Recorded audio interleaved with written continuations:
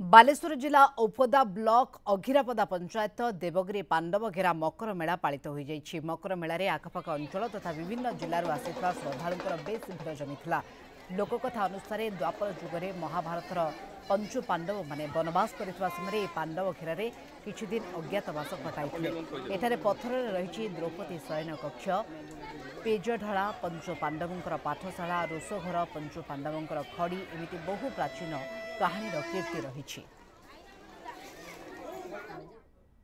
पहाड़ ऊपर जगन्नाथ मंदिर अच्छी माने बहुत आड़े बहुत लोक आसचंती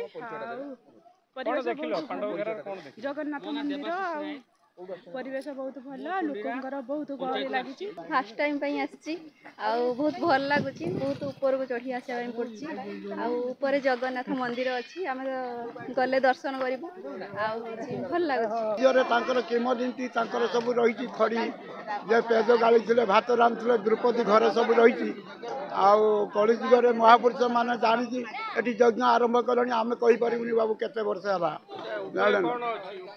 ऊपर जगन्नाथ मंदिर अच्छी आपन तो देखुन जो गुंफार गली की जाऊन से गुंफार पंडुपाल थे साधु सन्थ सम्मिलन हो सामाजिक सांस्कृतिक कार्यक्रम होभली एक आध्यात्मिक चिंता चेतना परिवेश समस्ते समस्त आशा भरसा एक क्षेत्र जहाँकि 4-5 किलोमीटर जो गाँ कमारपाड़ा चिंचिड़ा अघिरापदा अच्छी से जो ओडिशार विभिन्न अंचल लोक मैंने जो रास्ता देखिए आसुँच पहाड़ रास्तार सुविधा जो गमनागमन सुविधा कराऊ पाहाच कराऊ उक्त क्षेत्र को जेटा कि पानीय जलर व्यवस्था कराऊ।